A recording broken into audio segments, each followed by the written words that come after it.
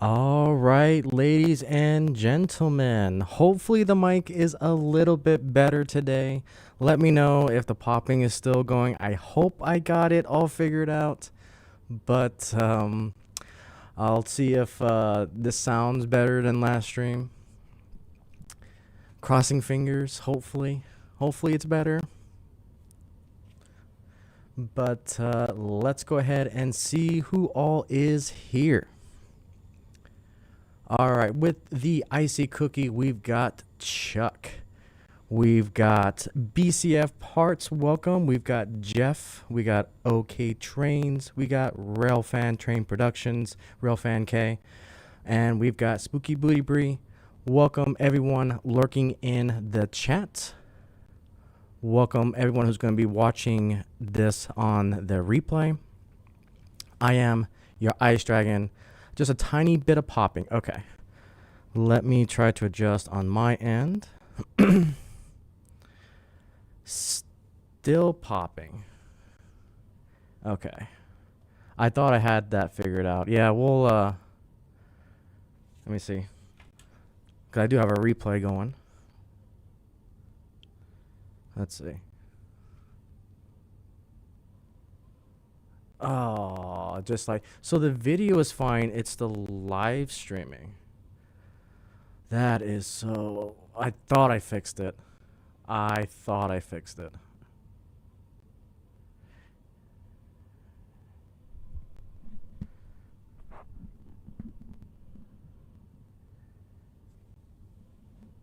Okay. Well, so yeah, we will 100% get a new mic then. But let's see. Darn, I thought I had it.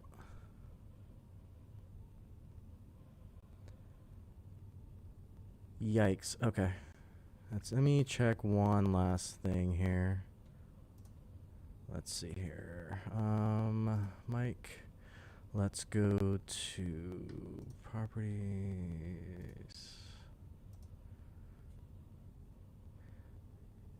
Yeah, I'm gonna check one thing here. Filters, gain compressor.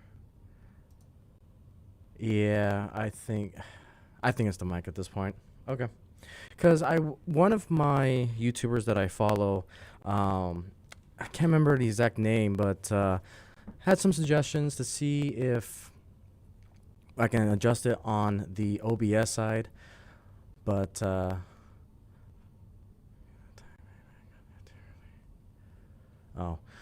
so yeah, sorry about that, guys. We'll get it figured out on the back end. I'm probably gonna invest in a Shure mic, which is a lot better than this mic. So we'll invest in a better mic. I think, yeah, and then we'll just check it from there. But yeah, all my levels say everything is good. If it's the popping is probably the bad mic, it's probably blown out. So we will do what we can. Again, I do apologize, but yeah. So welcome everyone. I am your Ice Dragon, RayronVR, and welcome back to the stream. Welcome back to the Frostline and Pacific Railway. So let's go ahead and let's go to the train of the stream here. So today, as promised from last stream, as Relfan K kind of hinted there, today we're going to be running the C415 Rock Island Express. So this is kind of what I wanted to, or had envisioned when I got this particular Rock Island diesel. And so we're going to be running this along with these coaches that I've got with it. All right, we got yet another Duke, and we've got NEC Amtrak. Welcome, guys. Welcome to the channel. Again, I do apologize for the mic. We will invest in a new one, and hopefully the popping will go away. So when I did my recording samples, it works just fine, I guess, on the videos, but I don't know. Time to get a new mic, and we'll go from there.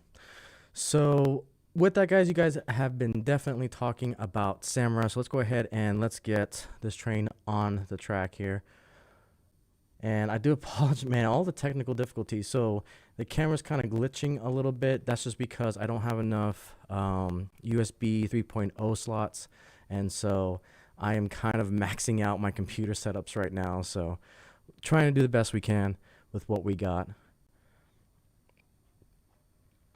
So let's get on going. So there is our train.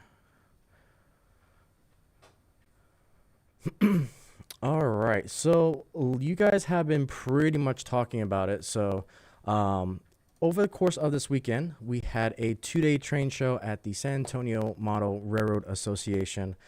They had their annual train show. I know I promised you, or I told you guys that I was trying to get the train show video completed before the stream. Unfortunately, that did not happen. These train show videos typically take around 8 hours to make. Usually 4 hours one day, 4 hours another day. I got about 6 hours in, and I needed that extra 2 hours. So I'm hoping to get that video done by the end of the week. But typically I usually want that video out so that way we can do the train show haul on the stream. Unfortunately, we're going to be doing that backwards. So you guys will see kind of what we got, and then you'll see kind of the process on what, or just the train show in general. So do apologize for that. We'll try to get that video out this week. I just need like another 2 hours to get it done. So it is underway. And I'm kind of excited. I think we're getting close to the 1 hour mark on that video. So you guys will get to see a lot from this train show. So I'm really excited for that. And this is kind of the first train show too in the local area that I went both days. So the first day kind of went by myself. And then on the second day, Bree wanted to see the show as well. So yeah, we both went on the second day. And she did get some goodies as well. So we will get into that as well. Let's see, I was supposed to get an amount of there, 2 volunteers, G gauge and N scale. Operate a few custom locos. Nice. So were you part? So yeah, no dog. Are you part of Santrax, San Antonio T track, or San Antonio N scale? You didn't have a lot of money. Yeah, and I was kind of the same way, but we did end up getting a haul. So. There was actually a lot of good deals. The deals was between Spring Creek was there. They had a lot of good like manufactured modern day equipment. And then the SAMRA show, you weren't? Okay.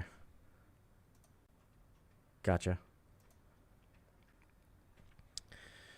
The SAMRA company store had some good deals as well. So with that, let's play a little game, shall we? So I got some stuff and Bree got some stuff. We're going to leave the haul that Bree got at the end of kind of the showcasing. And then I'm going to go ahead and showcase the things I got. So what I want you guys to do is kind of guess what Bree got. And so let's play a little game. Shall we play a game? So you guys go ahead and start commenting. What do you think Spooky Bree got on day 2 from the train show?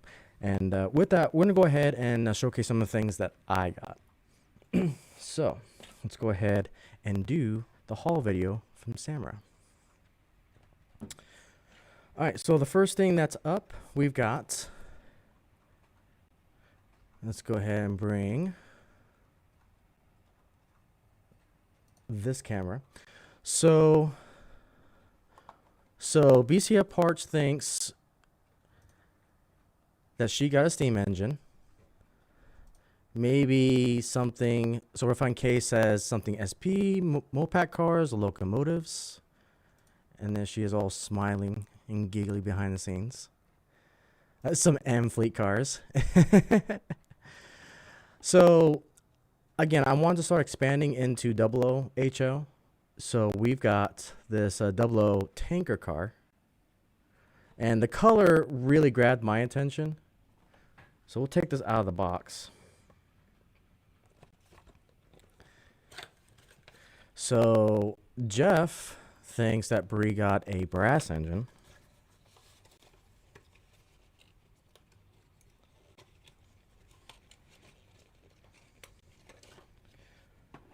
All right, so here is our car.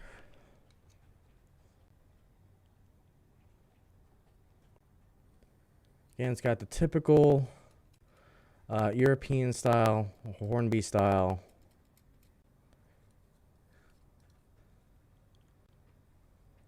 tanker car here. Yeah, I'm trying the best I can with the camera. Eventually what I would like to do is have a top-down camera.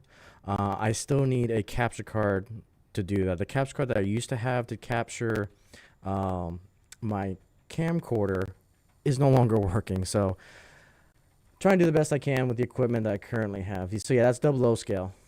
Yep. So eventually I'd like to get code 100 track to start running 00.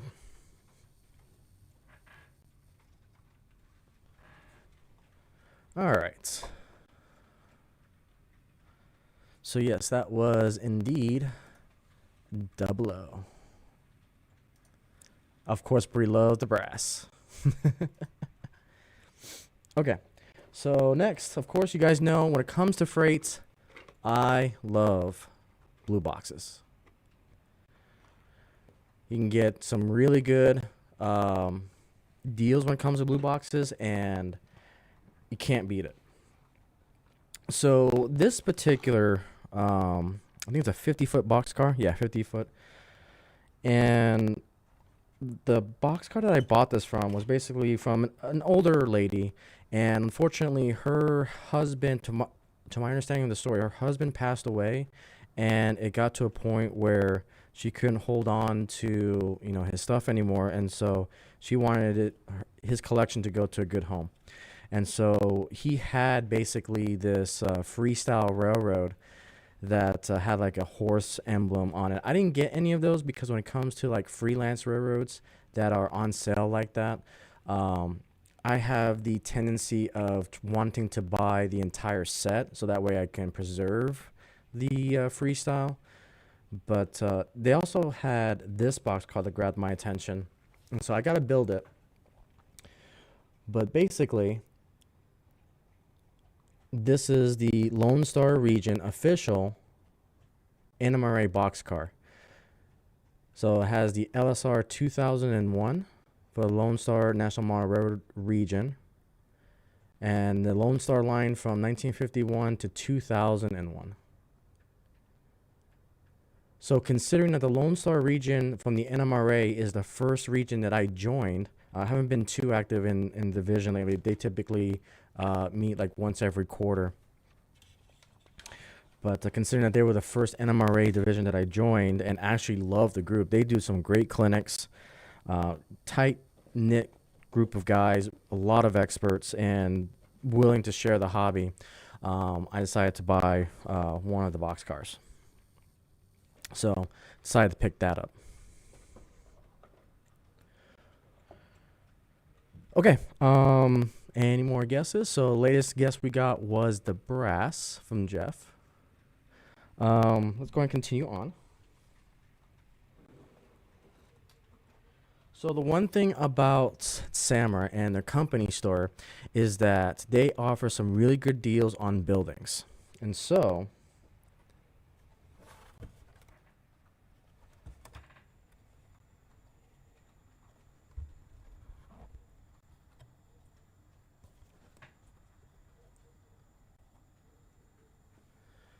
here's our show the shirt. Yeah, I'll do it in a second. This building has so much potential because, again, we're building up the downtown Icyville. And so I picked this up for like $5. Absolutely crazy. And that's not the only building. Let's see. The next one, and Bree and I went back and forth on this one. She didn't like it, but I said I kind of want it. And so another downtown building, again, for the Icyville aesthetic. Even if it doesn't go in the Icyville layout, this will make for a great backdrop for AI. So that way I can put the train in front or have a little city. So it's not just layout potential. It's also what photos can I generate, what GIFs, animations can I make with AI. And so I've been wanting to grab more of these buildings because you guys can see from the intro of the stream that there's so much potential that we can do with this type of stuff. So our second downtown building. Yep, SAMRA store has quite a bit of really good prices. Exactly, yep. Let's see here. So I was going to tell you, saw 2 trains today. Oh, nice. 1 UP, 1 BNSF. Yeah. So let's go to the shirt. So I really do like this shirt. And all of you AI haters out there, again, don't give me that. I like the image. Yeah, it is kind of AI generated, but I don't care because it was actually pretty cool. So if I can move this mic now.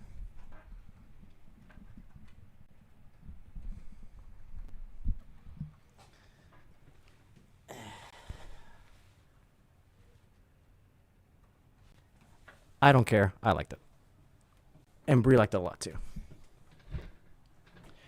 And the thing is, it went to a good cause because if I understand correctly, I think I don't know if I want to say that. I think it goes to Elmendorf, but I'm not sure. I'm not sure, but you may have get this shirt.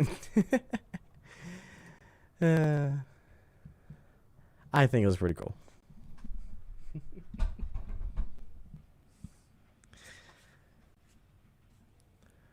Okay, so let's go ahead and continue on. So again, these buildings came from SAMRA. So another thing that caught my eye was this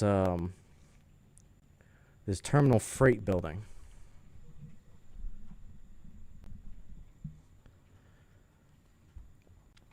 So I like this particular building because it fits kind of the building style that'll fit on this layout, considering my layout's only 12 inches wide.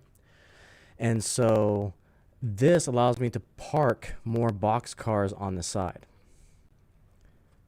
And again, I gotta thank Bree because she was able to negotiate a lot of these prices down and bundle and so forth. So Bree is definitely the queen when it comes to negotiation.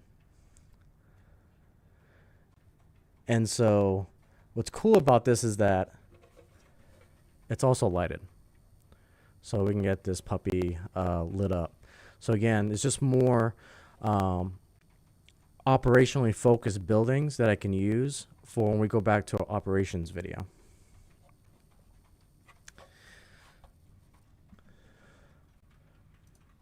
That's awesome.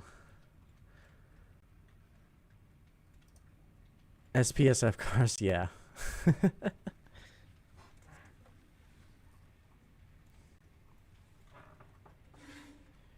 And then lastly, our last building. We've got another freight station.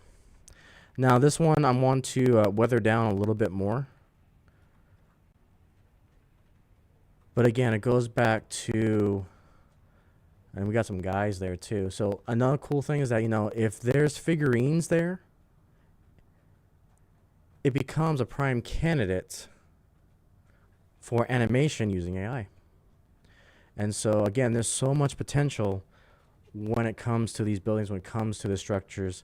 And yeah, it was definitely Bree's favorite building.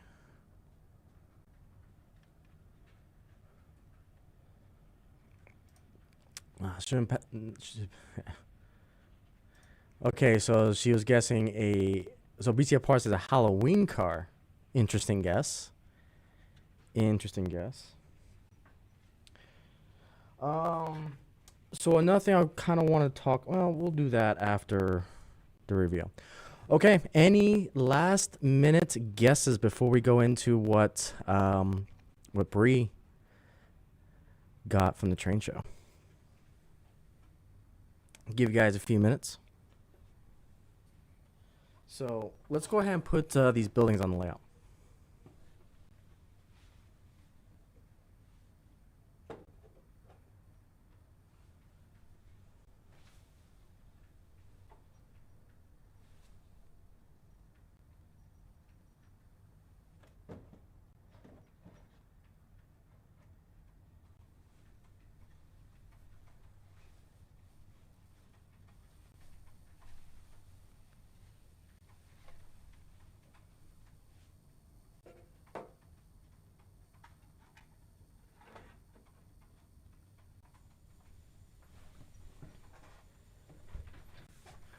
Let's see. So definitely the Halloween car. Okay.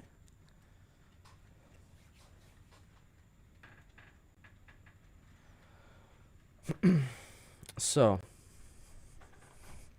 I've had this car. I had this George Bush 4.1 for a while. Maybe BC Rail.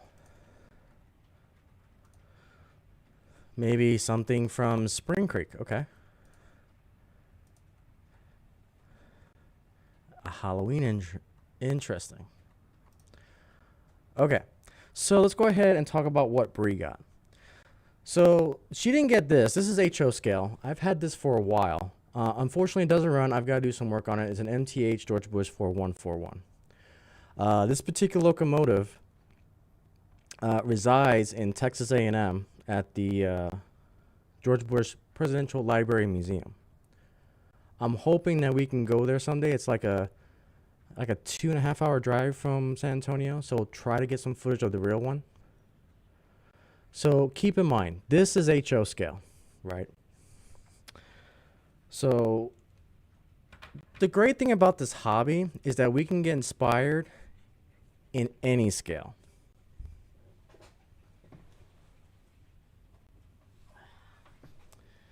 This is the rabbit hole that Bree has gotten into.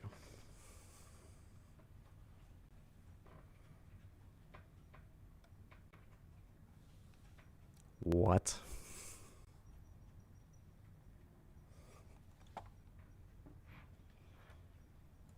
HO scale. O scale.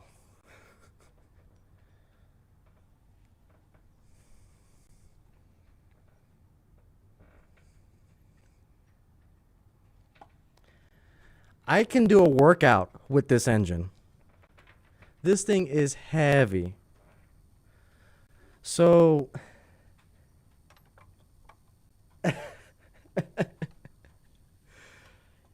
okay. So this requires a lot of context. So again, there's your scale difference. For those of you who are new to the hobby, this is HO, which is basically half of O gauge.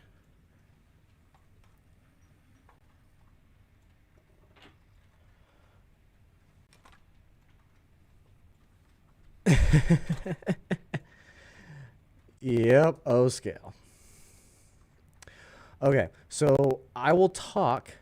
Yeah. Yep. So you have 1996 in HO and N scale. Nice. Okay, this is really heavy. Oh my gosh. So the thing about O scale is that you can have an insanely amount of details. So you can see like there's people in there. You can open the door. You've got these couplers that can be remote controlled, opening, closing. But the big thing about O gauge, or O scale, I should say, well, whichever you want to call it, it is a 3-rail system. So if you can see on the bottom, you can see that the extra pickups are in the center. Now, die-hard enthusiasts don't typically like 3-rail. Again, I'm just generalizing here because it's not realistic. It's not, you don't have 3-rail out in the real world when it comes to this style of the hobby. Now, the only thing that comes to real scale is, the pentagraph system that you see. Hello, Randall. How are you? Someone told you to get the O scale 1996. It's time to get a bigger house. I know, right? So we'll get into the context of this. So yeah, you can get to see there's just a sheer massive scale of this. The pickups on the bottom there. Absolutely insane. It's beautiful. This is an MTH, I think, Premier O gauge locomotive. Absolutely gorgeous model. Yeah. And so the thing about O gauge is that you got two different sizes of locomotives. You got what's called semi-scale, which is typically the scale that you see in toy sets from like Lionel and MTH and so forth. And then you got standard scale, and I think this is standard scale locomotive. So absolutely insane. And so Bree, being the negotiator that she is, she has a grand vision, which I absolutely love. So when I say she can negotiate for anything, I literally mean it. So those of you who went to a train show would probably recognize this next item.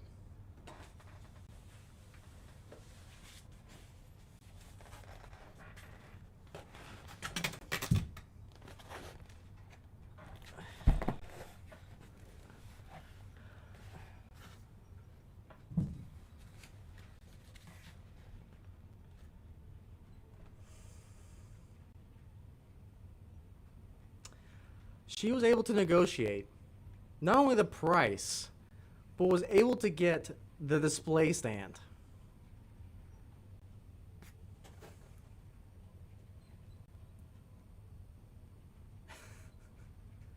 Like, what? So you're starting to get a little bit more and more context to what's happening here. Of course I'm going to show it.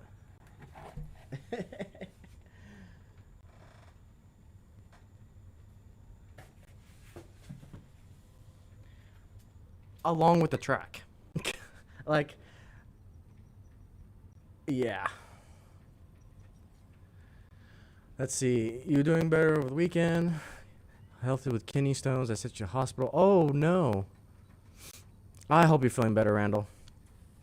So, yeah, this is the difference between, again, HO and O gauge, is that you got the extra track in the middle that picks up power.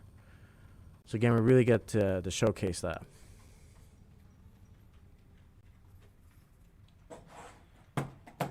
But wait, there's more. So if you notice, it's a 2 display piece.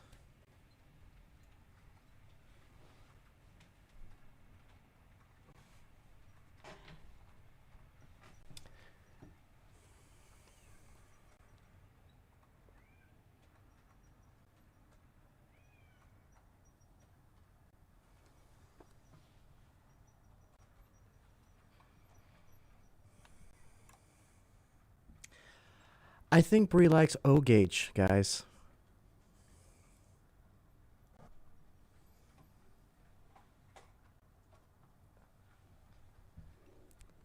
And the thing about it is that she loves this paint scheme. I think we're discovering something brand new on this channel, ladies and gentlemen.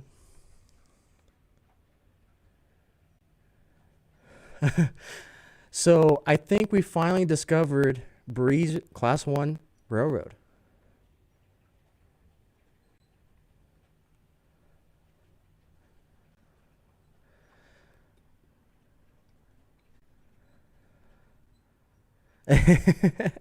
So she was a big fan of the paint scheme. And you know, that's where it starts. So I think for now we can officially say that Bree is a fan of the BNSF, which is okay. It's fine. You know, I'm a UP guy, but she loves the paint scheme. And yeah.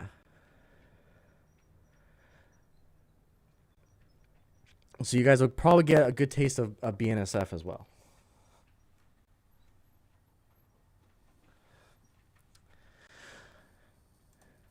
So yeah, and again, that's what comes. O gauge is so weird when it comes to standards because you got O gauge, you got O scale, you've got high rail, and so trying to understand O gauge is beyond me.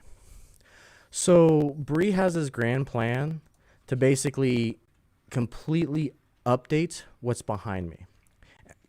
And so the plan kind of is that we're going to shift this desk over to the left, and we're going to have the double shelf behind me displaying the BNSF and the 4141, and that'll be the display behind me. She's going to completely revamp everything behind me. We'll move my HO scale shelves to a different corner because the reality of it is you guys can barely see what's behind me anyways. And so she was in love with what O gauge has, the size of it, the details. And to be honest, she got a great price on these locomotives. For the same price as an HO engine, she got these in O gauge. So she, great negotiator. She got a great deal out of it. But absolutely insane. Oh, so you got your hands on the Harley Davidson set. Yeah, I know there's a lot of people eyeing it. Bree was definitely eyeing it as well. Yep. But considering, again, we don't have the space right now to do an O gauge layout, and so she's going to do a lot of displays when she's got a great grand plan for the displays behind me, and so that's kind of the way forward with that. I won't talk about too much more because I want to keep it at, we'll show you guys the grand finale setup of it, but I'm actually excited where it's going to go. So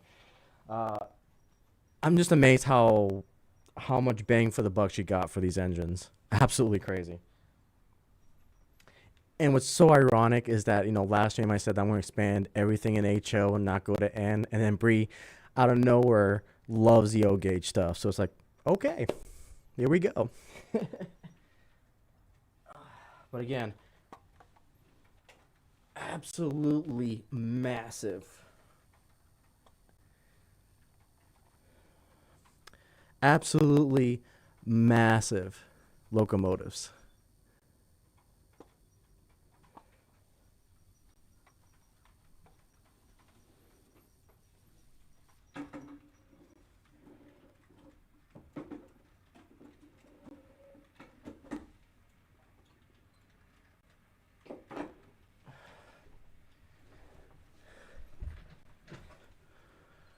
Let's see.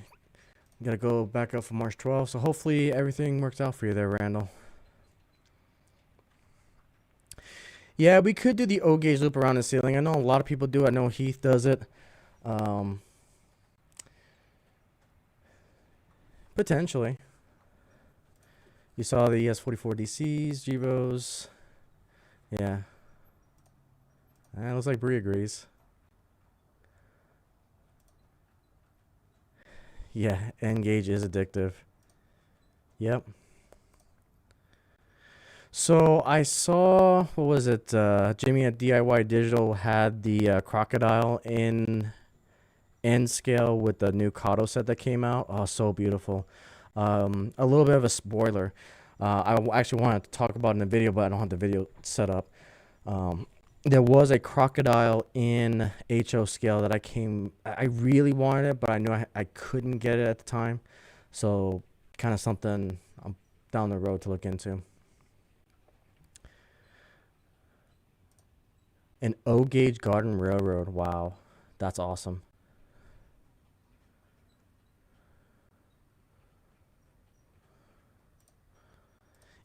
Yeah, Breeze even more OG than our OG people here. Go Army, sleep in the mud. How are you, good sir? We are going over kind of the train show hall, so feel free to take a look at it on the replay. Again, I apologize for the mic, guys. We're gonna work on that next stream. I thought I had it for this stream, but I think we finally narrowed down that I think it's the mic. Unfortunately. Yeah, it was small, but it packs a punch. It really does.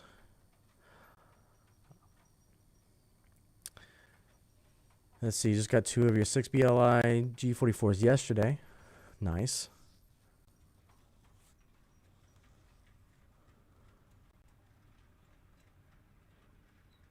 Yeah, so the next train show is going to be the end of April, depending on there's some potential things in life that we're working with. I'm not sure if we're going to make it or not. It's something that it's still on the radar for us, but we'll see what happens with the New Braunfels show in April.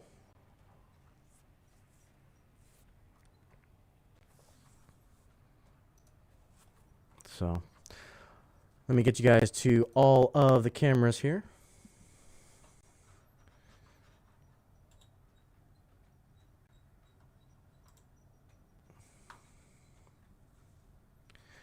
All right. So again, today we are running the new Bowser C415 Rock Island train. So that was definitely in the news. It was kind of a blip. I don't tend to follow O gauge, and yeah, I noticed that Lionel was sold. I was actually watching a YouTube video on an opinion on if it's a good thing or bad thing. I'm purely going off of what I saw in that video, saying that it's a potentially a good thing because the company that bought Lionel takes care of their brands to either have it in-house or to sell it off to another company. Now, another thing about it was Lionel Models is also under the same brand, so it could potentially be a good thing for the train side of Lionel, but other than that, that's really all I saw. So you got several photos of the BNSF 5700 series. If you ever need some reference photos, awesome. Will do. Will do.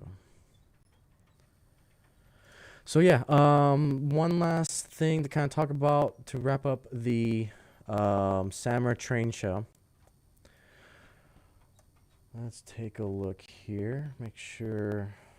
Okay, so met a lot of awesome people. Obviously, Jeff got to hang out with you at the train show. Chuck, again, was also there. Again, I appreciate the kind words that you told me about.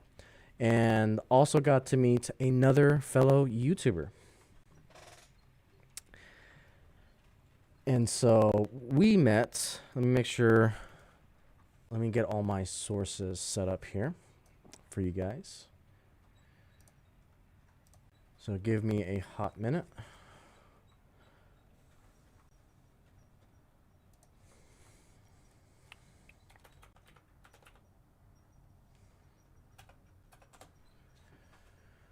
Okay. So if you haven't heard of this channel, we got to meet Mr. Railfan Roundup. So was able to meet with him.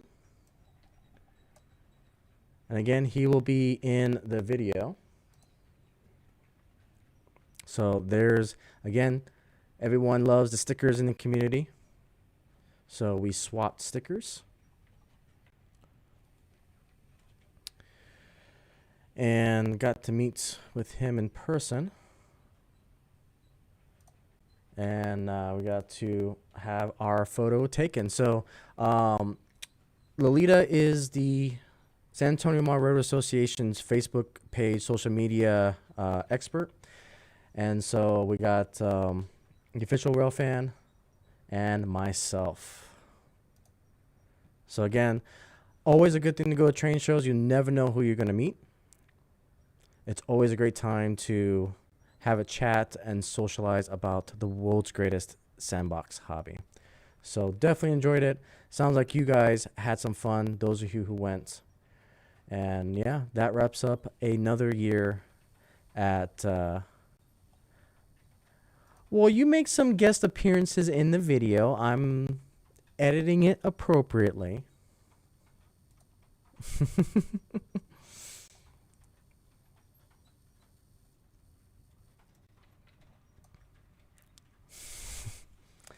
But so yeah, so the video of the SAMRA train show, again, hopefully it'll come out later this week. I tried to have it done before the stream today, but again, I just ran out of time. Need about an extra 2 hours to get it done.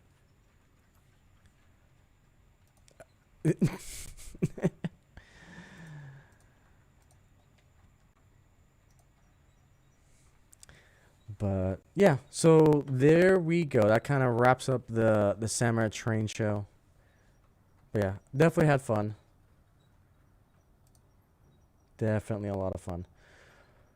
Okay, guys, let's go ahead and talk about the news, shall we? Kind of a little bit lighter news and things to talk about. She will in due time.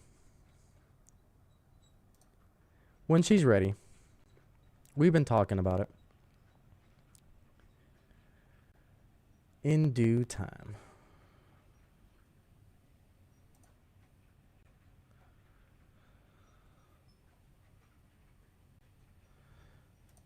We'll get you comfortable.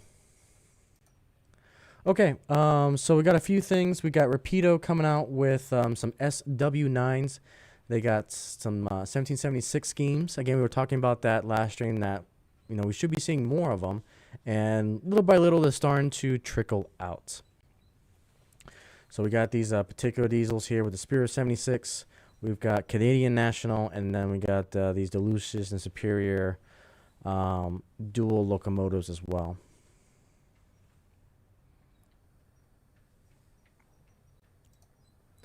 So pretty cool schemes there.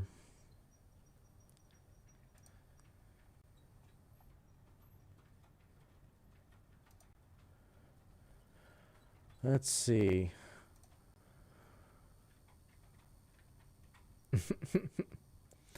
So some interesting photos coming out of the Mountain West. So we've got, I believe this is the westbound California Zephyr on Danner Pass on Christmas Day in 2021, which is pretty interesting. Just after 1 a.m. But yeah, I thought that was kind of neat. That despite the snowstorm, the California Zephyr continued on.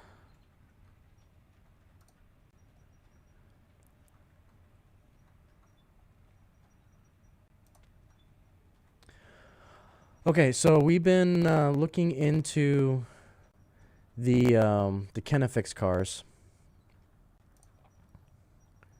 Let's see here. So yeah, Spring Creek. Yeah, look at that snow. I know, right? So to my understanding, I think was it Kennefic? Was it? I'm trying to think. Spirit of UP, Union Pacific, Boy Drum.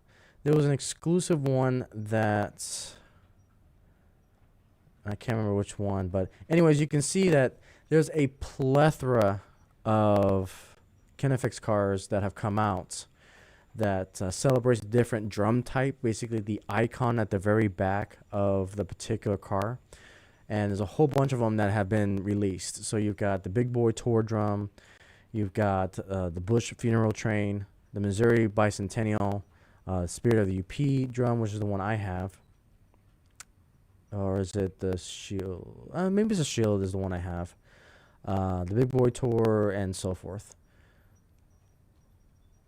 So again, if you're a big fan of passenger cars or you're a big fan of Union Pacific, you are definitely eating well this year. Definitely eating well. And going broke at the same time.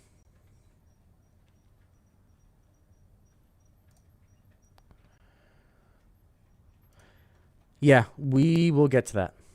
We will get to that. I think I have it saved in here. Okay, so again, this is more for those in the local area, but there's another museum in New Braunfels, Texas. It's about 15-minute drive from San Antonio, depending on which side you're on San Antonio. If you're on the east side, it's about 15 minutes. If you're on the west side, it's about 45 minutes. But as of March 16th, 2026, originally this museum used to be free, but now they're charging daily admissions. As you can see there, adults 10, children 5, and then under 5 free. So something to take note if you're going to go out there and see the Railroad Museum at New Braunfels, which I still highly recommend. They've got some great stuff out there.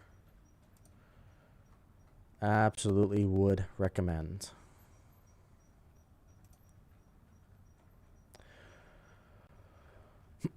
Okay, so this one is near and dear to my heart.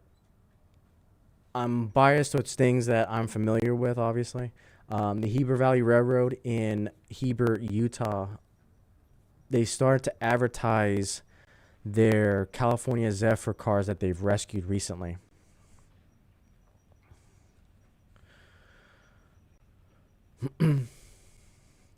That's what it was. It says Nebraska on the drum head. Okay. That's all good. Yeah, you're right. Okay, trains. Yep.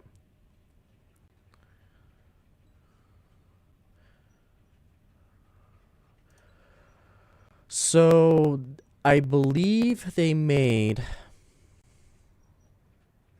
undecorated business cars of the Kenefix, or is either the no, I think it was the Fox River they had undecorated cars for. I didn't get the undecorated one because BLI is coming out with their Frost set, and that's all I need. We could probably take a look at that after the news. So the Heber Valley Railroad started to advertise their California Zephyr cars that they've recently acquired. So you can see there's the dome car right there. This is the inside of it from the top perspective. and they've done a great job restoring it. And so one of these days, we'll take a trip out there to actually ride this. So you can see how the interior looks. Everything's kind of back to the luxury style of the original California Zephyr. You can see the silver. But yeah, it's near and dear to my heart. So I can't wait.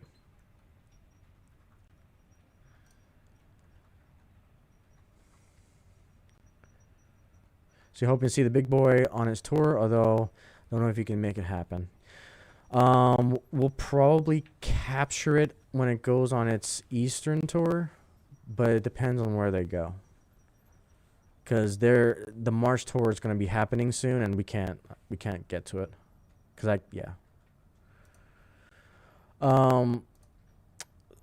Let's see if this is what I think it is. No. Let's see. I think they deleted the. Let's see. No, that is not what I want from Atlas. That's fine.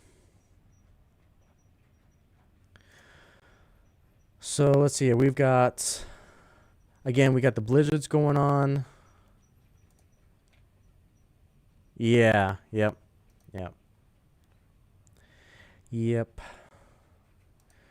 So we got some footage here from the local news of an MBTA rail. I'm going to extend this here. You can see that they're pushing through the snow. So a lot of snow for those of you who are on the West Coast. Again, New York just got covered in snow. So again, just kind of cool food for thought there. It'll be DC for the 4th of July. Interesting. Yeah, it's not a bad guess. Not a bad guess. So I thought this was interesting. So Pico with a K announced their lineup of European locomotives. I'm starting to pay more attention to the international trains as well, because I have a kick for international rail now. So I've been looking at some of the offerings. So I'll be sharing that a little bit more. Obviously, you guys know Pico is famous here in the U.S. for the KM diesel locomotive that both Southern Pacific and the Rio Grande acquired. Eventually, I do want to get the Rio Grande version of this. It's on my list. Just kind of high priority at the moment. But yeah. I don't think they'll come down to Texas because, well, we'll see. It may, but I don't think so. I think it'll go across Nebraska and Omaha.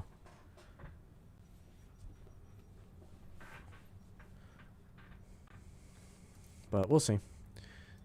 Yeah.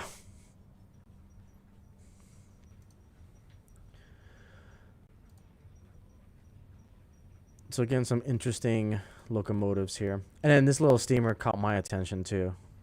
A German locomotive. This is the G71. I'm not even going to attempt to announce these names, but kind of interesting. So yes, I'm looking into the... so if you... Again, if you're a fan of Australian stuff, there's Aussie American Railway, Artie. He does a lot of Australian locomotives as well. He usually partners with Anthony Dodge from the Model Train Outsider, who does German European locomotives as well, 3-rail to be specific. And so those two I've been kind of listening in, watching some of their old content, because yeah, I'm hooked. I'm hooked into basically anything at HO scale at this point. And again, it expands the lore of the Frost Line Pacific Railway. I've got a plan to integrate all that too. Especially, what's the name? I can't remember. The Garretts. I really want a Garrett steam locomotive.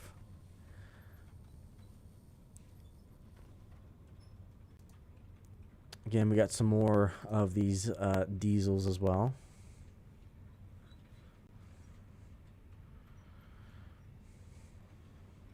It was a copy of the British class '08 shunter. Again, I'm completely naive to like history of the international locomotives, so I will be learning a lot as I get into it.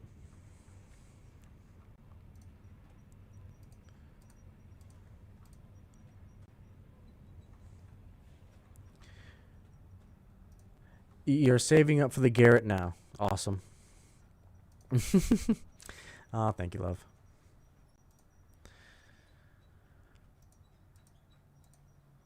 But yeah, I really,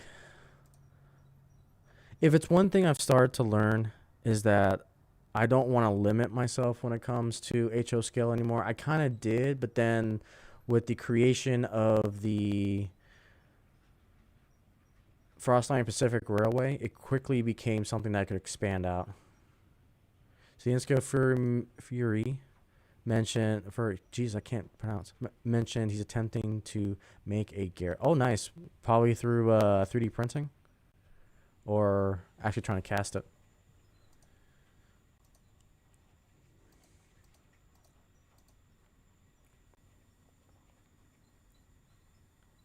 So yeah, some cool announcements. See, just wanted to get your BLI Norfolk and Western A upgrade to a different decoder. Gotcha. Was it QSI that's in it right now, isn't it?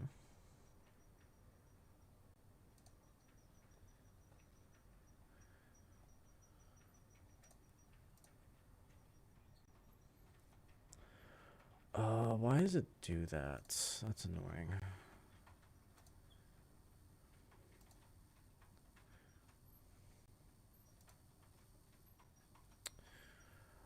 So one thing, it's not allowing me to click on the article, but if you guys were wondering, for those of you who are PRR fans or a fan of the T1, there's an engine called the T1 Trust. It's the 5550, if I remember correctly. Basically, a lot of rail enthusiasts came together, pitched in some money to help buy parts for this steam locomotive. And we ended up getting an update from the T1 Trust saying that they recently got their, I believe these are the drive wheels to the, what was it, a 2 or a 4, was it a 2442 or was it a 4224? I think it's a 2442 configuration for the T1. And so you can see the picture right here. Again, kind of small, but got the update that they got the wheels cast and ready to go. Let me see if I can go to project updates here. But yeah, you can kind of see what the final locomotive is going to be. Looks like it was a 4. Oh, it's a Paragon 3. Ooh, yeah, that's even worse. Yeah, the Paragon 3 doesn't have a keep alive, which makes it a mess. So it was a 4444. Okay. So yeah, you can kind of see the timeline of the updates here.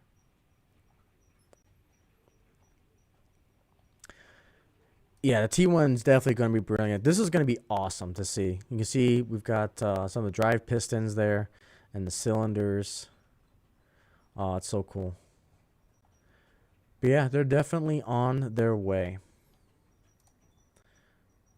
Let's see if we got the wheel update. So there's the nose cone is all set and ready to go. Like, they're making some serious progress on the T1.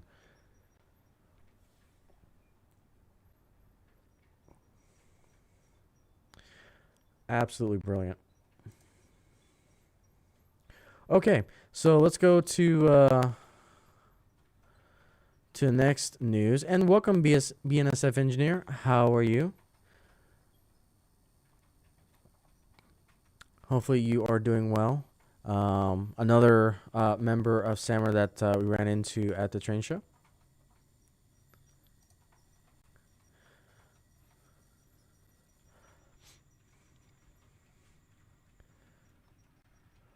All right, so let's get to this.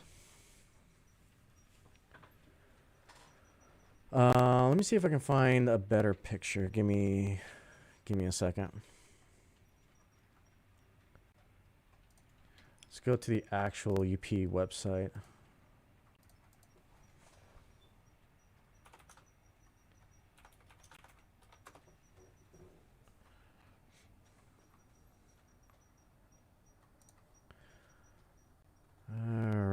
Let's see here.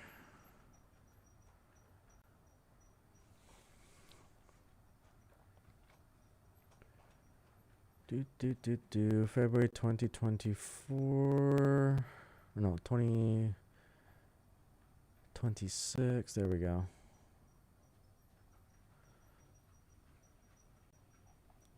Okay, here we go. All right, so our favorite big boy in the world, 4014 Historic Coast to Coast Tour, will make 27 whistle stops during the Western leg. And here it is right here. So we've got Wyoming. You can see all the particular whistle stops from March through April. So maybe there's a chance that we can see it. It'll be in Salt Lake City April 2nd. And then Nevada the rest of April. And then California April 9th and April 12th. Again, I think those are some whistle stops. I don't remember if it's going to be on any display stops here. I think there's only like 3 that they were going to do. So 4 public displays are planned for this Mighty Steam locomotive during the western leg of the tour, with 2 days each in Roseville, California, April 10th through the 11th in Ogden, Utah, and April 18th through the 19th. So any Pacific employees and their families will be invited along and so forth. So yeah, Roseville and Ogden, Utah are going to be the primary stops for the big boy. But then there will also be some whistle stops along the way. So again, very busy time for a rail fanner for sure. So that's the latest and greatest when it comes to the tour. So you can see here it's going to stop in Ogden, stop in Roseville, and then make the journey back. Stop at Ogden, back in Cheyenne. And then we'll get to the Eastern tour is probably going to be the later in the year. So, you know, I was hoping it would be one straight shot from east to west, but again, that's a lot of time for the families and so forth. So I get it.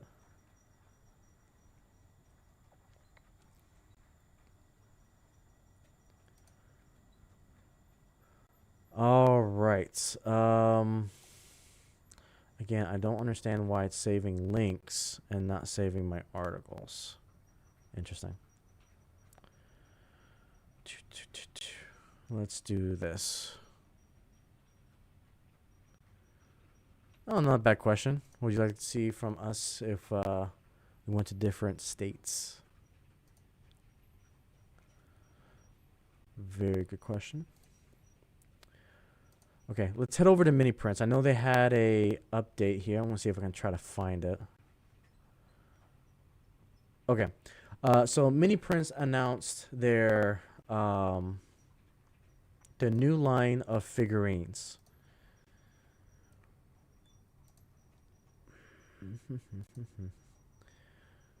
And I'm trying to find it, so give me a minute.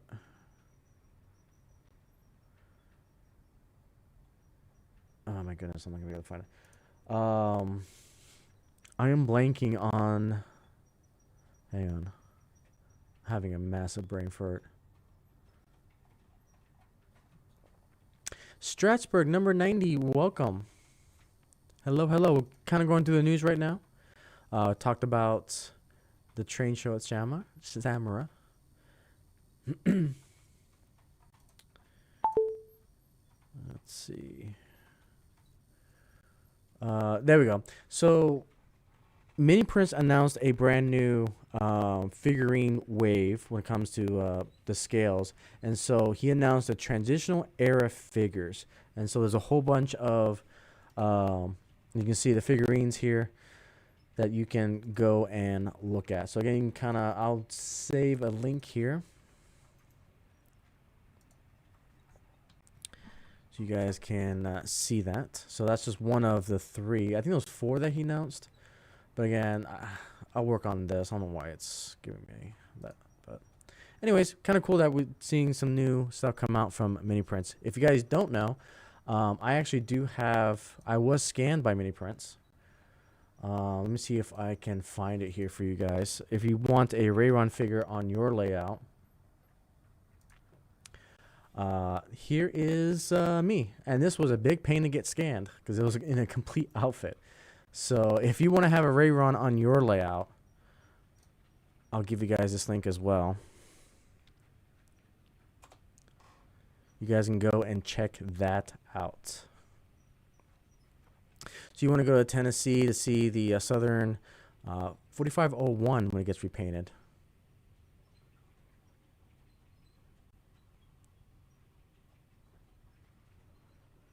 So yeah, definitely pretty cool.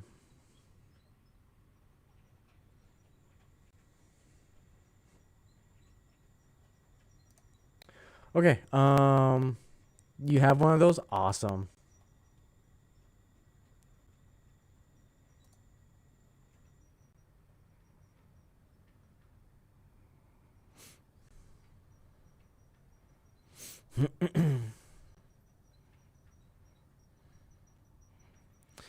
Let's see, some short line action. Yeah, we can definitely look into that.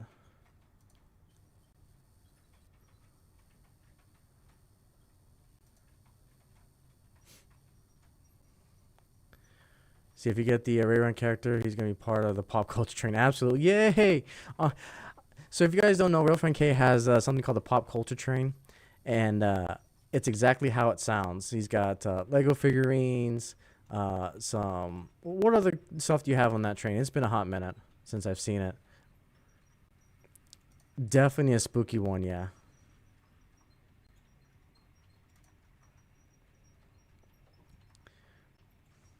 All right, let's see. The next thing we got here. Yeah, 4501 is going to look sweet in that green. Need a Spooky Booty Brie figurine. There we go. All right, so yesterday, Scale Trains released this. We've got this Union Pacific Dash 9, if I understand it correctly. So the latest river counter HO scale Dash 9. And basically they've got this paint scheme on the, or this decal on the side says the future. So again, kind of a neat little thing. Yeah, well... so you got Legos, Pokemon, Adventures, and many more. Well, the thing is, we can put it on flat cars. It's got to be... Well, I'll show you what he does.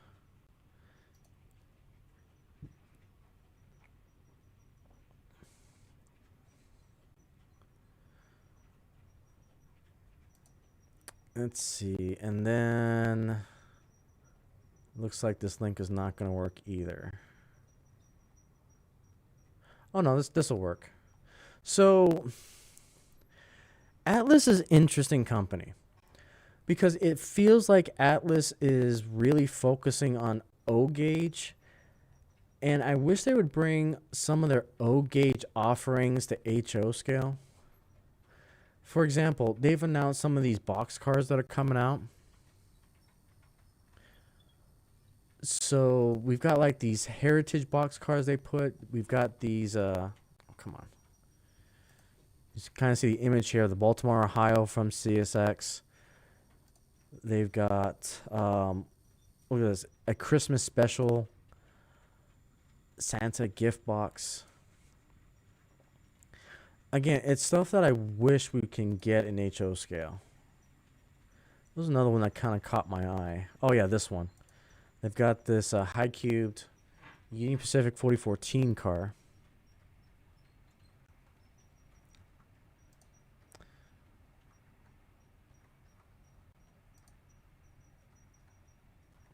So yeah, just a wish list type of things.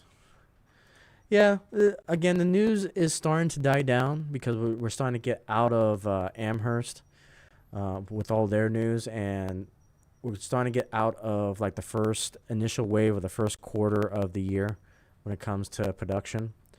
I think the next big wave of announcements is going to be, I think, at the Rocky Mountain Train Show in Denver, Colorado.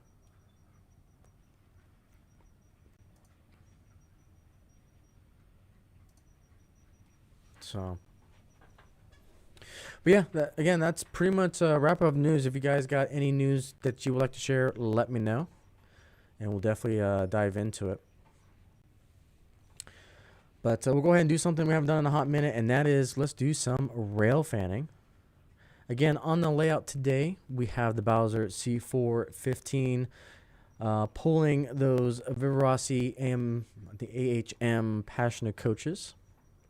I've had this set for a while, just never really had the appropriate locomotive to pull them, and now we finally do. And so you can see this train going around the layout. And we'll go ahead and do some rail fanning. So we'll go ahead and bring up this camera.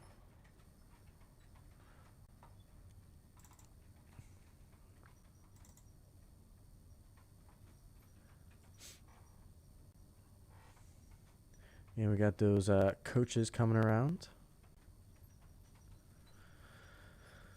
Let's see. So you hope someone comes out with the HO scale NS Atlantic and Birmingham SD70. Here's locomotive that Train World has pre-orders for the box cars. Interesting.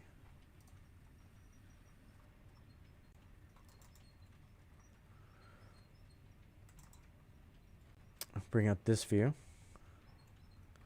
So hopefully one day you'll bring the pop culture train back to SAMRA. Let's see here.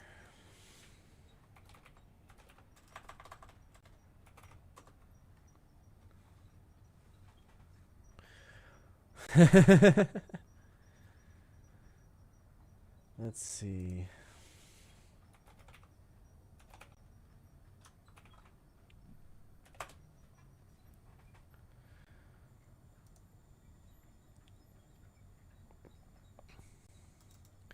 All right, let's bring up the overhead camera.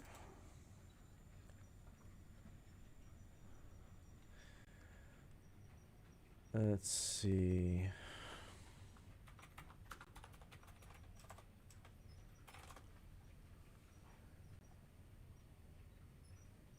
There we go.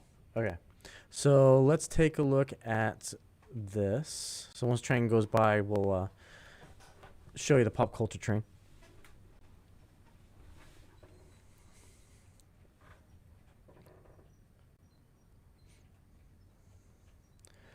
So the train's going through the wave modular. It's supposed to be kind of a an icy lake type of feel. All right. So let's go to here.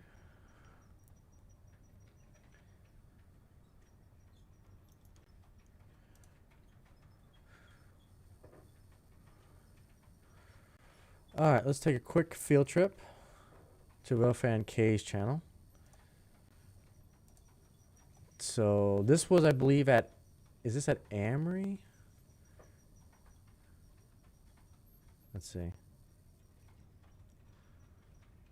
So you can see kind of a little bit fat. Oh yeah, you got Thomas figurines. We got Minecraft figurines. We got American Abrams tank.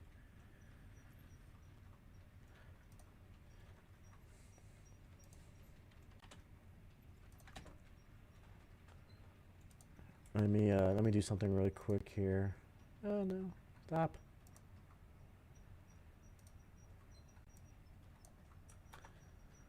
Okay, so there's that link and there's that link. So you guys can go check it out.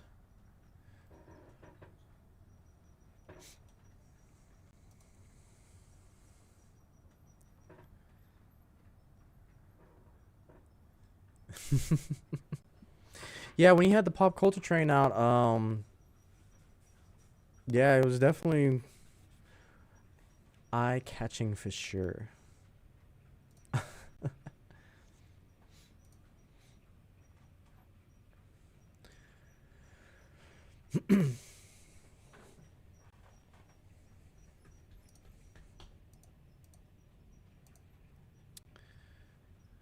Yeah, no problem. Don't mind sharing the love.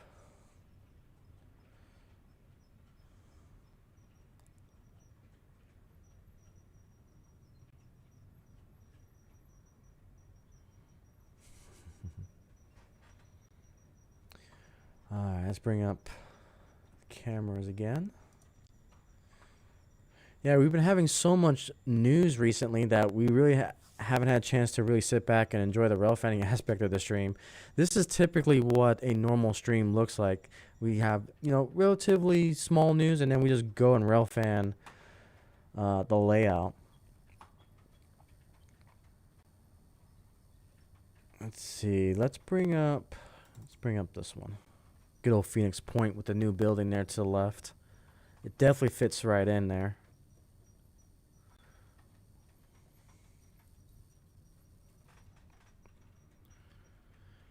$20 cars long. Wow. Yeah, you've been doing some work.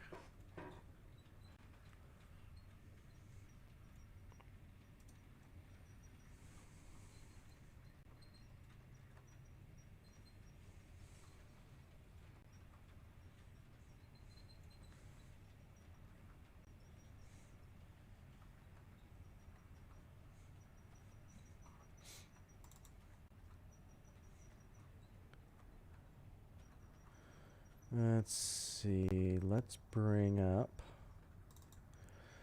So I'm hoping to bring back the camera car to the live stream, but I ran into an issue that the software that I use went to a subscription-based service, and so I'm kind of holding off, and I'm trying to do a plan B as a workaround.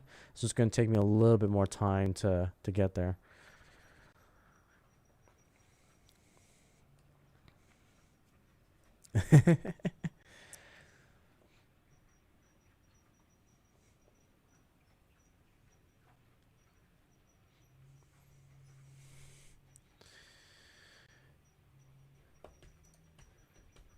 Yeah, in due time.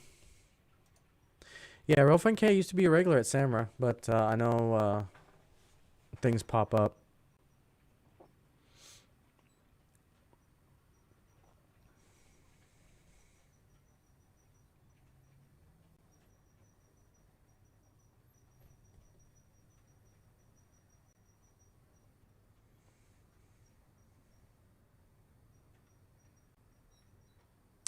Oh yeah, I see what you're saying.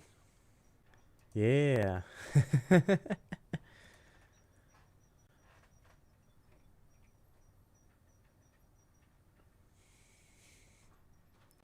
right, let's switch the cameras here.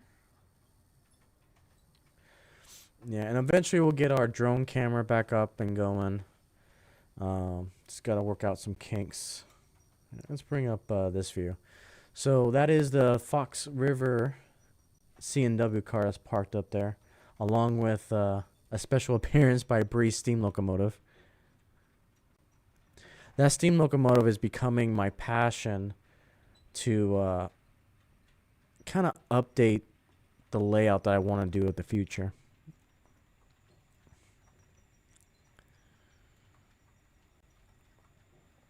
And then we got the Shark Nose Southern Pacific Black Widow at the bottom right there.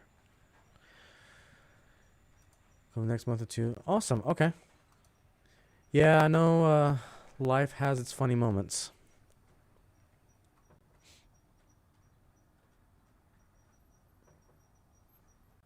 Yep, choo choo.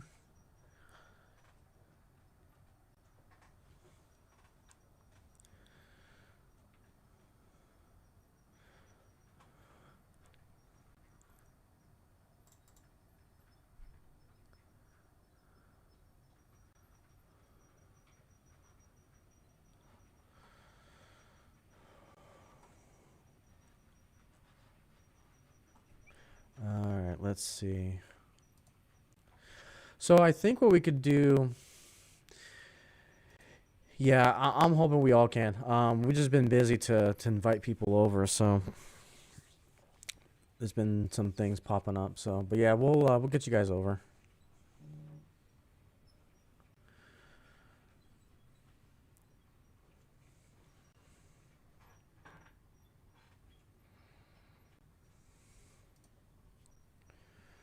All right, I've been really wanting to get this angle. Let's go there. Let's go to this one.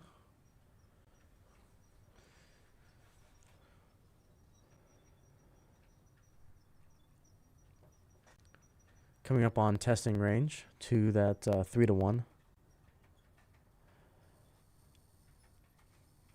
So in the past streams, I used to run it the other way.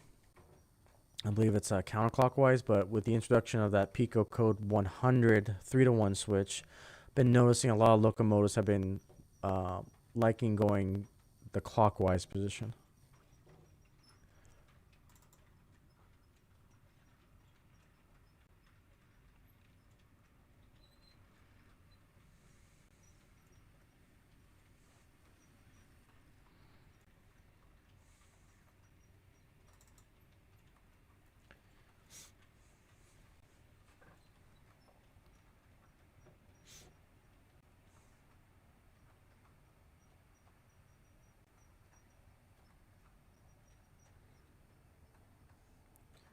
Definitely love this train set. There's just something about this diesel, that the C415. Again, it's just got a very unique frame.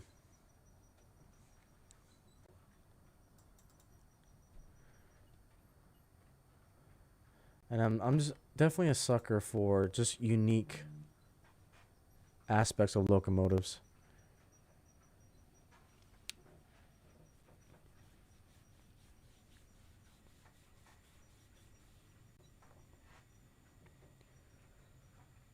All right. Have it come through the front here.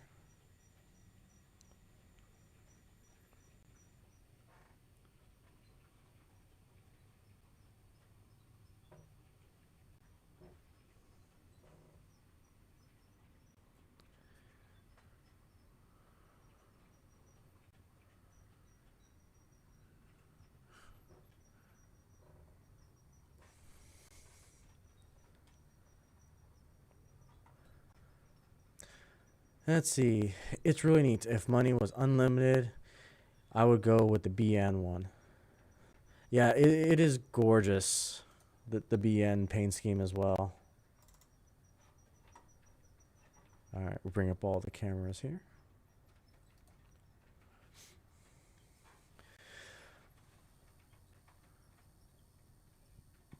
All right, let's see here. So I think we may have talked about it, but I can't really stand models that don't have keep alives, you know. Yeah. Again, keep alives are a double-edged sword. If you have a layout like this that just goes around in a circle, and if you don't have lift out bridges or bridges that go up or down, then yeah, it's definitely worthwhile to get keep alives. I've always get keep alives regardless. I think there's more pros than cons, but for me, it definitely is a must.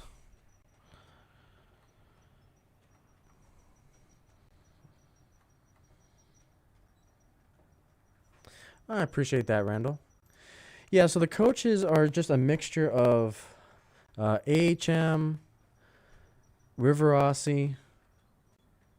I think it's those two. And I've always been that type of modeler that I love to collect these brand of coaches.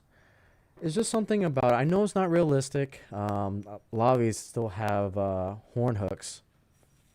And the detail is not like Broadway limited.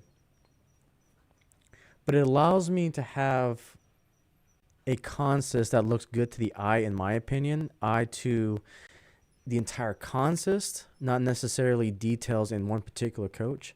And it's just something that I really, really like.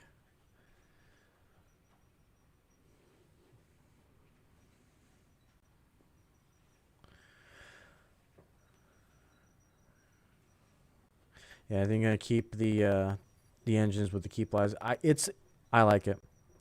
Now I think this Bowser doesn't have a keep alive, but it's actually running pretty darn well. So.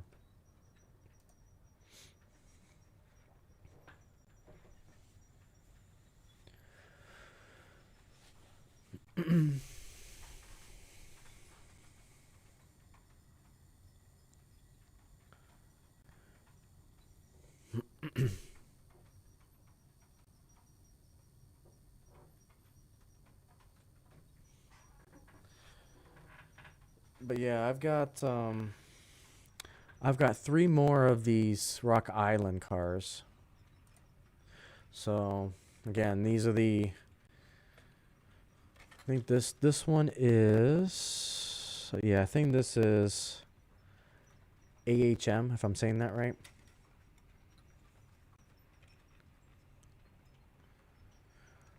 But again, the look and the feel of the entire consist is what I tend to go after when I build passenger trains. And so I took these 2 off because it looked like it was way too many coaches for one diesel. Even now it's kind of a stretch. And I think I know in the future I want to get a second one of these to pull the rest of my Rock Island coaches.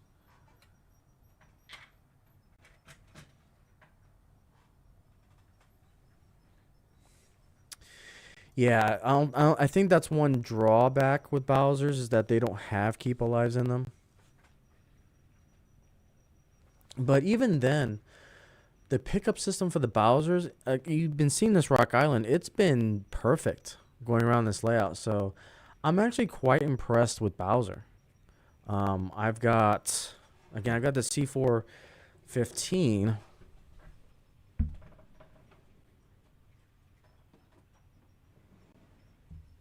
And I've also got, I believe this is the RS3 locomotive.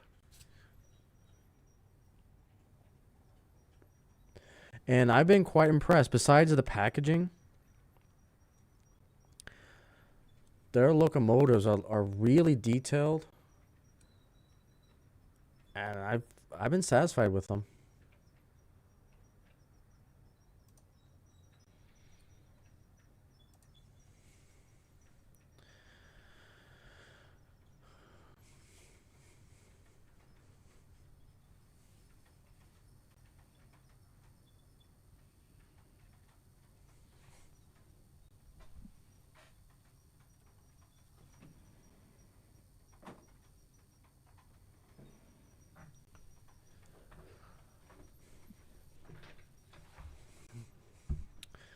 So you've been busy for 3 weeks and things died out. You keep saying it's going to pick up next month, but yeah, you believe it when you see it. Yep. Understandable.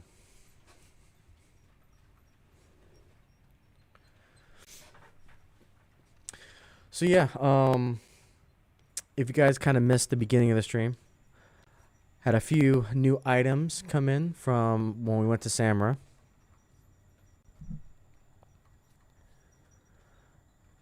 Let's see, only 3 Bowser locomotives are the M630, S30, SD30, and the C628. Nice. Lots of numbers, for sure.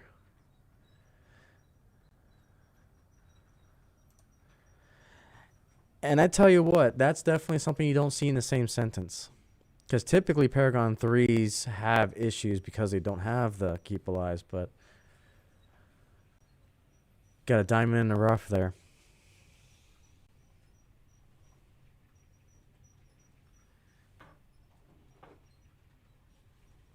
Again, I cannot get over the fact for how heavy O gauge is. Like, I put this on a coffee table and it looks great.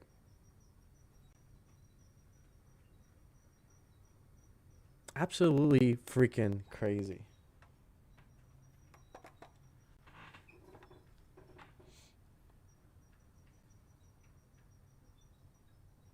Absolutely crazy. If you guys want to know more about O gauge in all seriousness, the channel that I would obviously recommend is Eric's Trains. He's got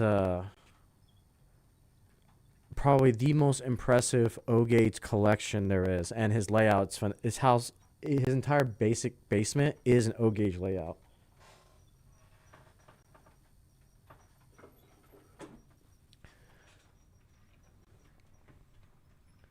Let's see. Let's see if I can find his channel.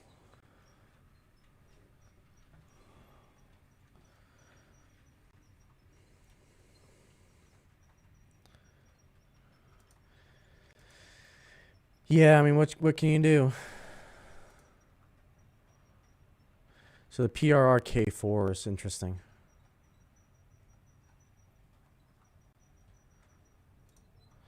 The old GG1s, Club President, waste time. Yeah, like I said, I can probably do a freaking workout with these engines.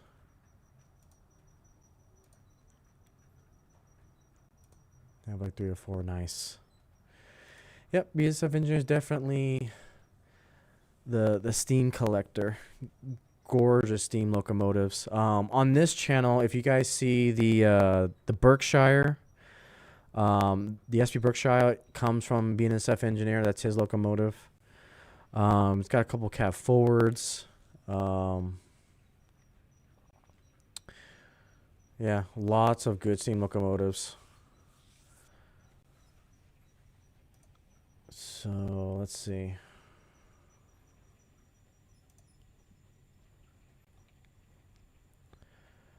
I think I have. Let me take a look at the Berkshire.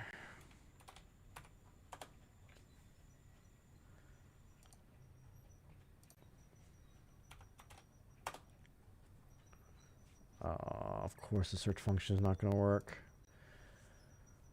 Joyce. I'll find out. Oh, so one thing I did want to talk about. So on Saturday, the first day of the SAMRA train show, once I was done with the train show portion, ended up going to the museum and ran my consist, because I told you guys I had figured it out, but I was going to leave it for a surprise. So what I decided to run, this consist was by far the most complex when it comes to getting it together.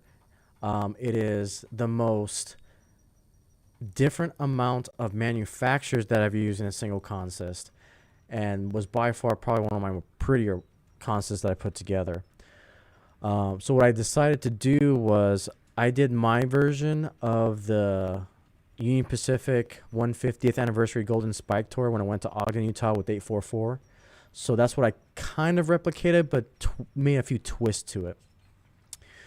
Corner River model is coming out with the N1 S2 at the end of the year, I think. Yeah, I think you're right. We've seen some of the 3D prints on a previous stream on it. And PR next time comes SAMRA. Nice.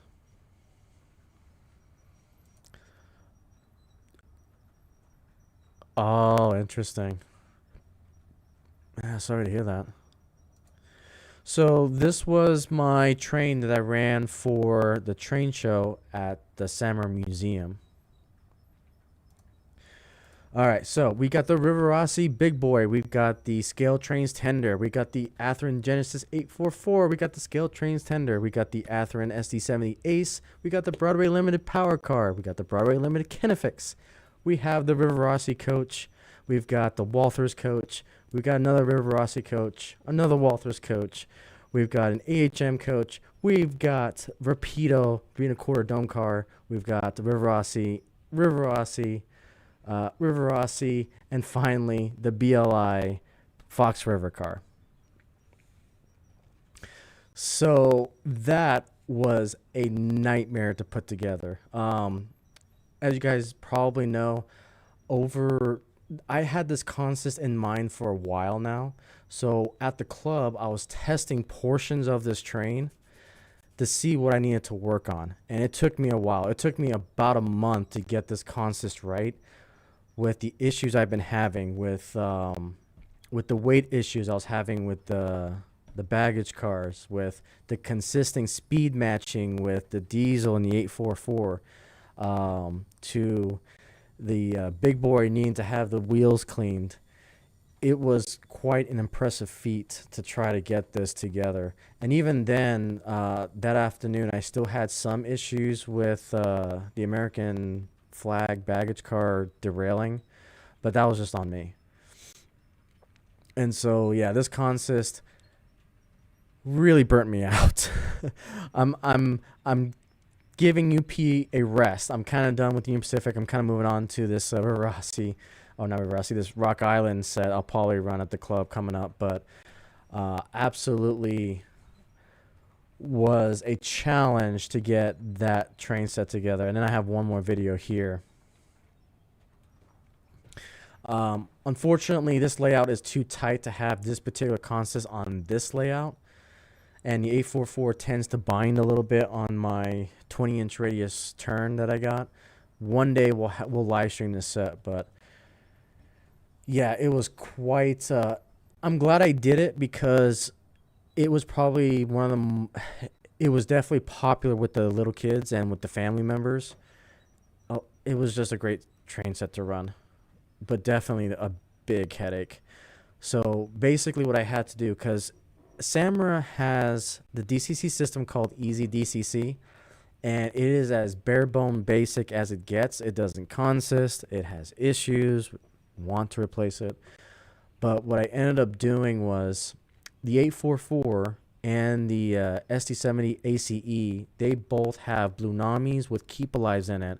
So I'm literally having my phone on my wrist, controlling and consistent. I consisted and speed matched the SD70 ACE along with the 844, so they were perfectly speed matched. So I control it on my phone with the Blue Nami app, and then I'm using an Easy DCC controller to then manually speed match to the other two locomotives. So it was by far a test of basically a lot of my skills and knowledge when it comes to the hobby to get this train together. So definitely a challenge. And then it finally got to the point that I was slowing up and causing traffic jams on the layout that ended up calling it a day with it. But yeah, absolutely love this consist.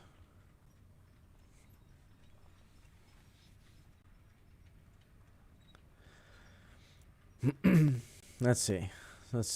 Oh, I appreciate that. Did you get any videos of your train? I have to look. I have an entire library backed up of shorts that I gotta get out. But I think I do, but I don't think it's uploaded yet.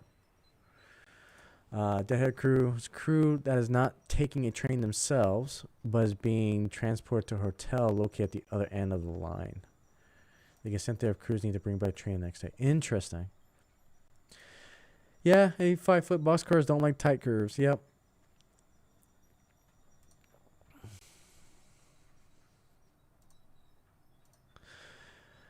So, if you want to keep a DCC system as simple as possible, Easy DCC may be the way for you, but I highly, highly, highly discourage it because if you really want the bare bone DCC system, I would highly recommend looking into DCCEX at that point because it's a basic system, but allows you to do so much as an open source command station.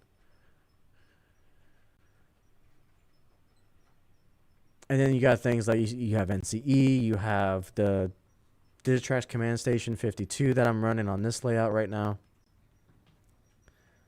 So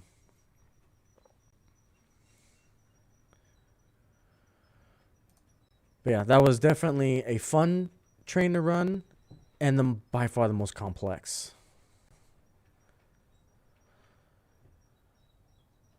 Oh goodness, saying this is the dog catch cruise right now. And that's because BNSF furloughed so many that they didn't have enough crews to keep the trains running. Jeez. So, you know what's interesting? And I don't have the news article. Union Pacific announced that they were going to put cameras on like the front end of their diesel locomotives. And the first thing that I thought was like, okay, they said it publicly that they were trying to put the cameras on for extra security measures and safety protocols. And my comment to that was, they're secretly also experimenting the foundation for what I think they're going to do, which is unmanned diesel locomotives, especially with AI. Obviously, there's a lot of legality issues with that and doing it. But UP for a while, we all know that they're trying to go to humanless engineers when it comes to their fleet. They're trying to automate as much as they can. So we'll see how that develops.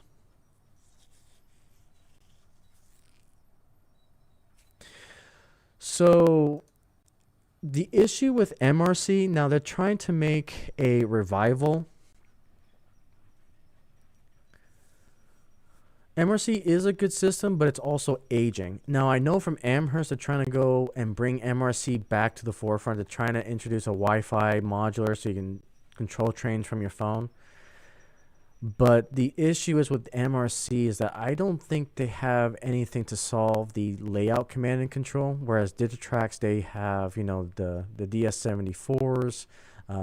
They've got their circuit breaker protection. With the PM74s, they got the SE74s with the signaling. And so it's like, it comes down to, what do you want to do with your layout? Do you want to have your CTC empire, or do you just want to see a train go around in circles? Or do you want to have your operations? So, but one thing that's grabbing my attention lately is ESU's ECOS system. And I really kind of want to experiment with that.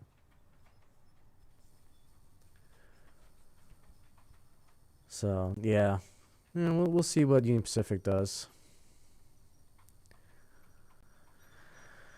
Going downhill until they get rid of us. Yeah.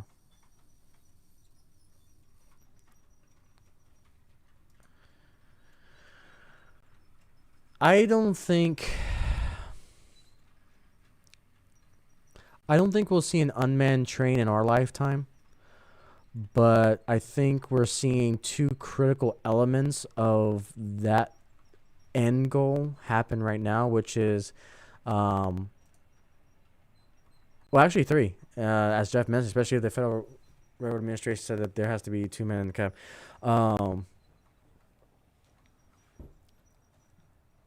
Yeah, and again, I don't want to go down the political rabbit hole with this.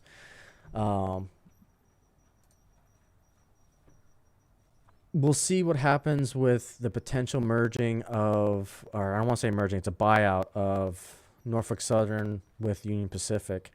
And I think the latest news we got on that is they're going to resubmit their paperwork to the Surface Transportation Board in April. That's been the latest on that. So.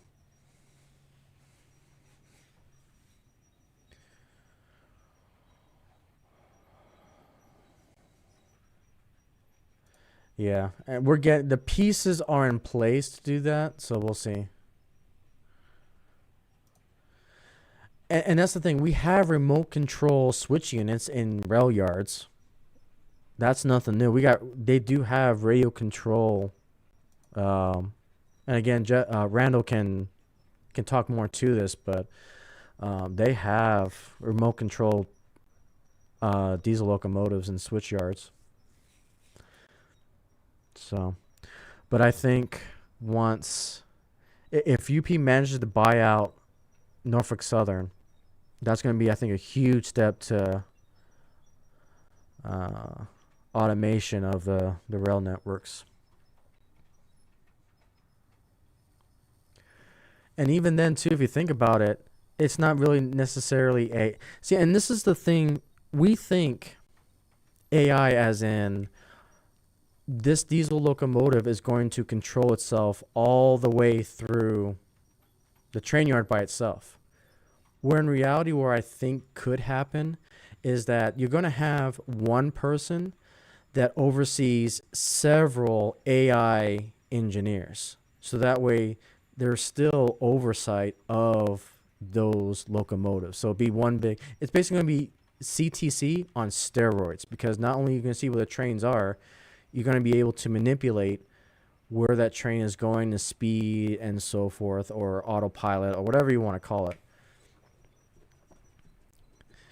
So I talk in the theoretical mindset because that's what I enjoy when it comes to philosophical conversations. I love talking theoretical. But it's going to be interesting to see. It's literally going to be model railroading IRL with the help of AI.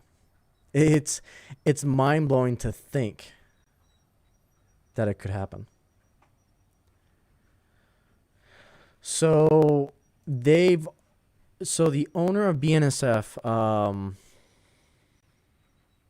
Warren Buffett, if I remember correctly, he has openly stated that he's not interested in the merger, and they've already made so many deals to transport goods between BNSF and CSX to compete against UP and NS.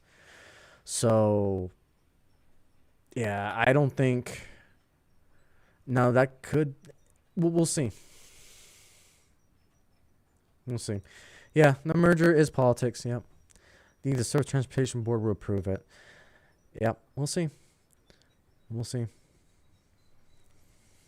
How much fun would that be to model if trains don't have crews? I wonder. Like I say, it's going to be modeling IRL. Are fine, but what happens if a train hits a car or something like that? I mean, so it could actually be better.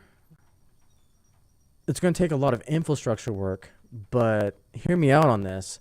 If they have cameras that overlooks the crossing signals and they apply AI to it, they can detect, hey, you've got this crossing that is blocked, and so the AI will then flag whatever train's coming, probably way above what engineers could see.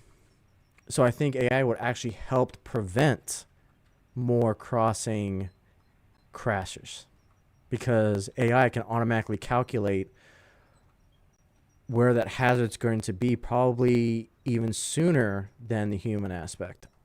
Again, theoretically speaking. So we'll see. My thing is, BNSF and other railroads are going to want the computers to do everything. They don't want anyone on the payroll, and to heck with safety.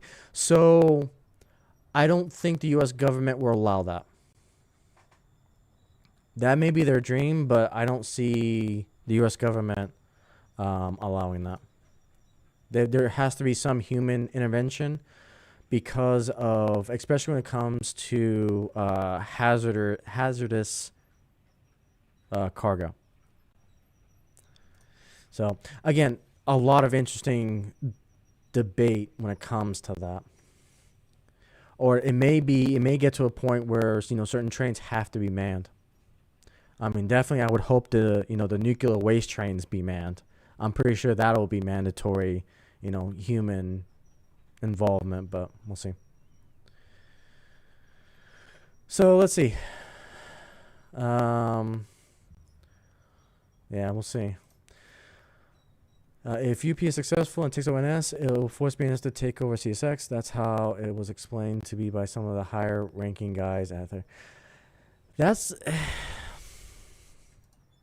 And see, if you're a member of the Surface Transportation Board, you have to be thinking in the back of your mind that if you approve the Union Pacific and Norfolk Southern merger, then you got to know that the BNSF and CSX could be right behind them.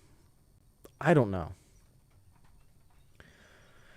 And people keep saying that that's going to cause a monopoly, or what I would even argue as a duopoly at that point if you have two major railroads like that.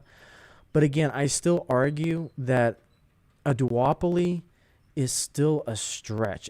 Granted, there are some specialized freight equipment that is dictated 100% by the railroads. But in the grand scheme of things, too, you're competing against the goods, which is the goods of shipping other product. that could potentially be done by trucks. That could also be done by the rail networks. Again, we had a whole stream talking about the aspects of that is it a duopoly. So again, it's a great discussion for potentially another day too. Okay, let's see. So see if I could play it on stream. What locomotive are we talking? Sorry, I kind of lost the. Oh, John Oliver skit on freight trains. So that will definitely probably be copyrighted, and so I don't want to play it. If it's corporate like that, I don't mind like going to other YouTubers shouting them out and so forth. But if it's like a actually produced product, yeah, then I probably won't play it, to be honest, because then we get into the realm of copyright, and it's just something I don't want to mess with.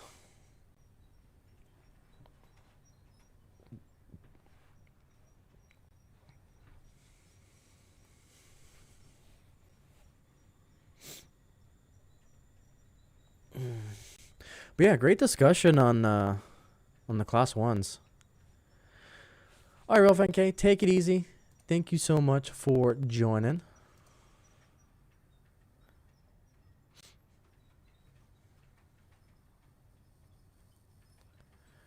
Greatly appreciate it. So I think we'll do a few more laps, and then I think we'll also call it as well. But yeah, I think we'll make a quick investment to get a new mic. And hopefully that'll solve all the problems, but we'll see. Let's see, ANC, BNSF, and CSX letting the merger happen, but at the same time, the NSUP thing happens. They will definitely have a reply. Yeah, I agree. And even if the merger does happen, there's going to be so much red tape associated with that. I mean, CBKC is starting to go through their red tape right now.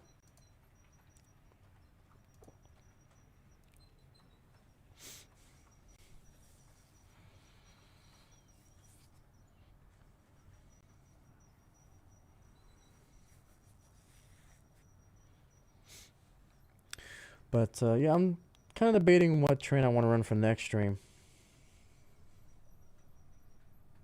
But actually, I think I have an idea of which one I want to run. Yeah, I know what I'll run next week. Let's see. So next week, March. Yeah, so it should be good to go to stream next week.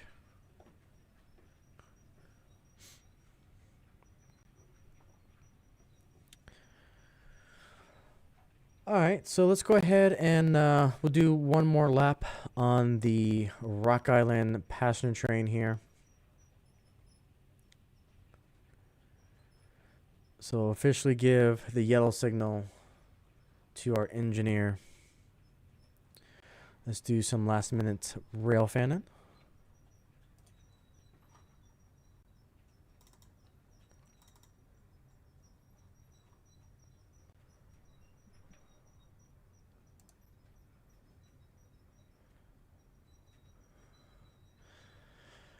Yeah, we'll see. I'm hoping that we can get it and then get it shipped in time. If I don't have a new mic by then, I do have a secondary mic that I can try to set up, but we'll see. So Steam next week. Yeah, let me see if I have a steamer I haven't run in a while. Let's see. So you've been told plans are already in place. Take that info with a grain of salt. That they're waiting on the outcome of the NSUP deal. Yeah, go figures. It just makes sense. But I'm interested to see if Warren Buffett changes his mind on it. Because I know he's come out publicly and says that he's not interested in the merger, but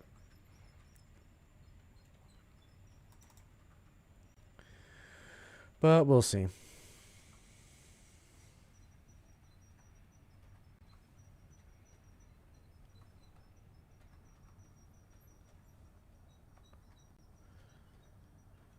Steam engine. Okay, so everyone wants the Steam.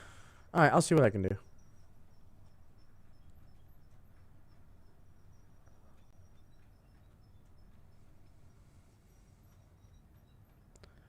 I shall see.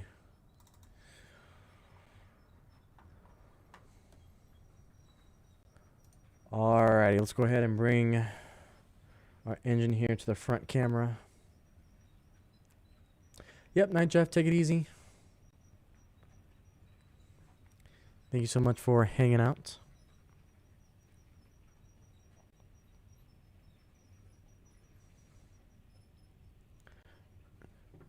Of course, we have that low sound momentum on that decoder, but yeah. All right, guys. So we'll go ahead and call it a stream there. Thank you guys so much for hanging out. Thank you for all of the support. We are now double digits to 8,000 subscribers. We're about, 94, I think, away from hitting the 8K. So we're definitely on our way to 8K and definitely on our way to 10K. So again, cannot appreciate enough all you guys hanging out, spending your hard-earned time here on the channel. And thank you guys so much for watching, and I'll see you on the next stream. Take it easy, guys.